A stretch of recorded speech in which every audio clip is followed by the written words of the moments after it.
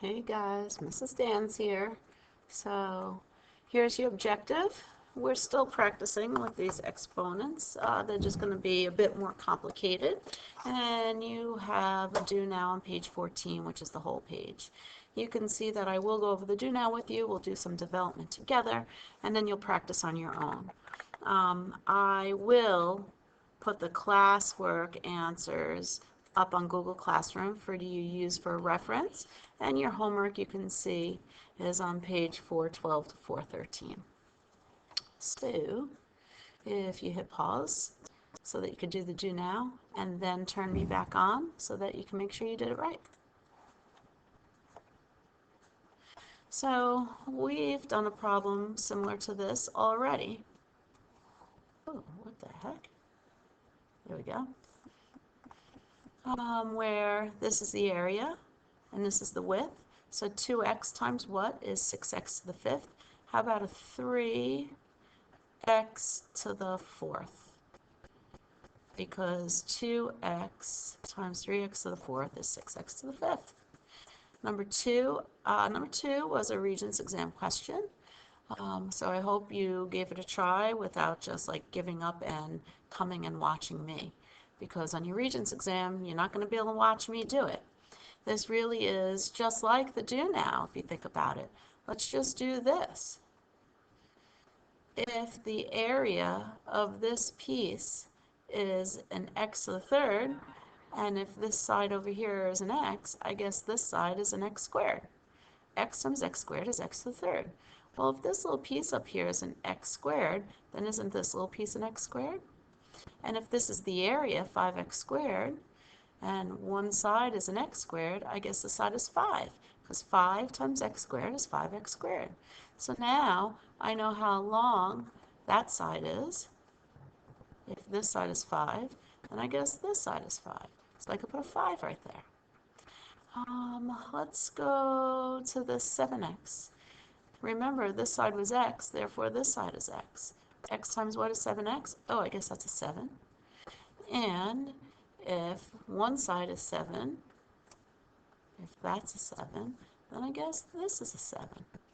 So what's the area of this blue area? 5 times 7 is 35. Done. It really is the same stuff that we've been doing. So you can't give up when something looks complicated, because when you look at it in small pieces, it's actually pretty easy. So number 3, this would be x to the fifth. Remember, you could expand it if necessary. Number 4 would be 3x to the fifth y. Number 5 is x squared.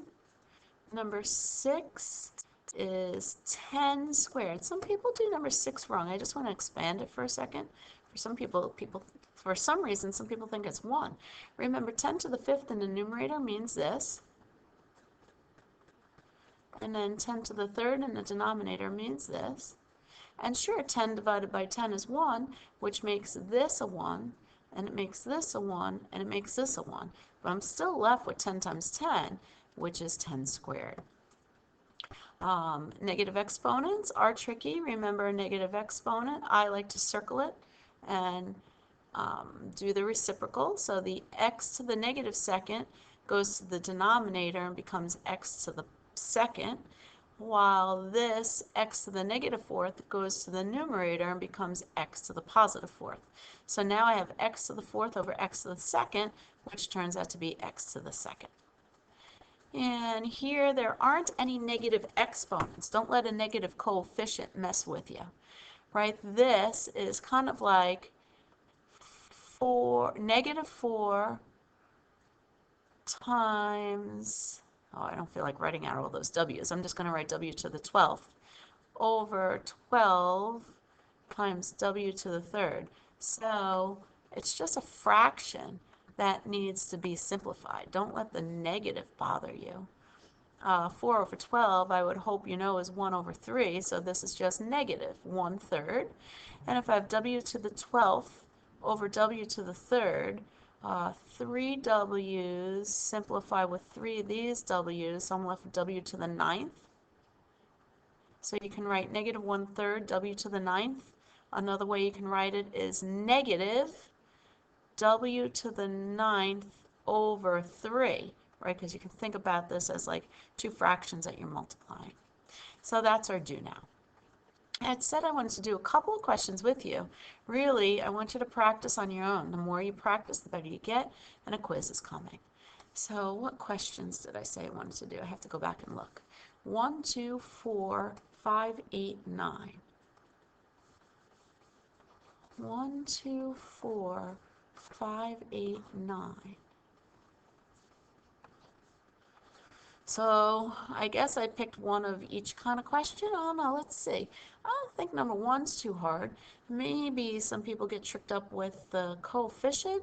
Remember that this says 5 times A times A times A times 4 times A times A times A times A times A times A. You really don't have to expand it. I just wanted to prove to you that it turns out to be 20 A to the 9th. Number 2, you have to worry about this outside exponent. That's the thing that makes this hard. So the first set of parentheses really needs to be written twice so that you don't mess it up.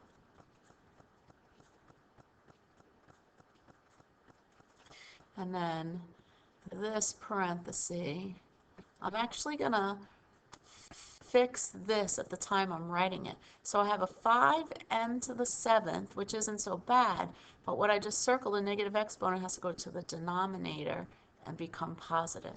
So this is how I'm writing it. I'm actually going to fix this parenthesis here. It's bothering me because it has to go around the whole fraction. So now these are like over 1 if you want to think about it that way. So in the numerator, I have 6 times 6 times 5.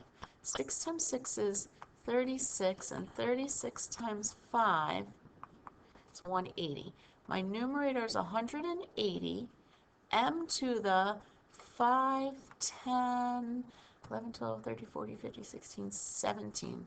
M to the 17th power. N to the 1, 2, 3, 4, 4th power. And in the denominator, I have 1 times n to the 3rd. So I have some simplifying I can do because I have n's in the top and the bottom. 3 n's. Simplify with 3 of these n's, and I'm left with just 1 n in the numerator. So I have 180 m to the 17th n. That's my final answer. Number 4. So I can't simplify the fraction because there's an exponent of 3 in the top and an exponent of 2 in the bottom. So I have to take care of my numerator and then my denominator and simplify at the end. So my numerator is really 3x squared y to the 4th times 3x squared y to the 4th times 3x squared y to the 4th, while my denominator is 6x to the 7th y times 6x to the 7th y. Now I'm going to simplify the numerator. 3 times 3 is 9, times another 3 is 27. X to the 1, 2, 3, 4, 5, 6 power. Y to the 4, 8, 12th power. My denominator, 6 times 6 is 36. X to the 14th power, and y to the 2nd. Now I'm not done because I can simplify some stuff from top and bottom. So first of all, 27 and 36, they have 9 in common, right? 9 goes into this 3 times, and 9 goes into this 4 times. And then they have x's in common. They have 6 x's in common. So this becomes 1. And if I simplify out 6 x's from here in the denominator, I'm left with x to the 8th power. And then there are y's in common. There are 2 in common. So the denominator becomes 1, while the numerator becomes y to the 10th. So in the numerator, I see 3 y to the 10th, and in the denominator 4x to the 8th. Final answer. Now on number 5, since the whole fraction is to the 3rd power, I can actually simplify this fraction here. So 24 and 8 have 8 in common. 8 goes into self once and into 24 3 times. Just going to make this a little bigger. I'm having a hard time writing small. And then there are 7 x's in common, top and bottom. So this becomes 1, and I'm left with an x in the numerator. And then there are 3 y's in common, y to the third in common. So this becomes y, 1 I mean, and this becomes y to the second. So in these parentheses, my numerator is a 3x, my denominator is a y squared, but this is to the third power. So now these parentheses get multiplied 3 times. 3x over y squared times 3x over y squared times 3x over y squared. So 3 times 3 times 3, 3 times 3 is 9, 9 times 3 is 27, x to the third in the numerator, 1, 2, 3, 4, 5, 6, y to the sixth in the denominator, and that's my final answer.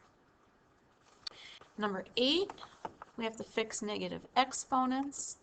Y to the negative 8th is going to come down here and become y to the positive 8th, so I'm going to cross this out. And x to the negative 2nd is going to come up here but become x to the 2nd, and I'm going to cross this out. I'm going to write what I see before I simplify any further. In the numerator, I have an x to the 3rd times an x to the 2nd, so I have an x to the 5th. In the denominator, I have a 4y to the 8th. Oh, I'm done. I can't simplify top and bottom. That's it. And then number 9, so this whole parenthesis has a negative exponent. So I have to write 1 over this whole parenthesis to the positive second power. And now I can simplify this. I can write it as 1 over, and these parentheses get written out twice, which leaves me with 1 over x to the 1, 2, 3, 4, 5, 6 power, y to the 2nd power. And that's my final answer. All right, the rest, you're on your own. Like I said, I'm going to post the answers to the classwork. And then if you have a question on the classwork even, send me a message. I'll get back to you as soon as I can. And then your homework is in your textbook. Have a good day, and I'll talk to you soon. See you. Bye.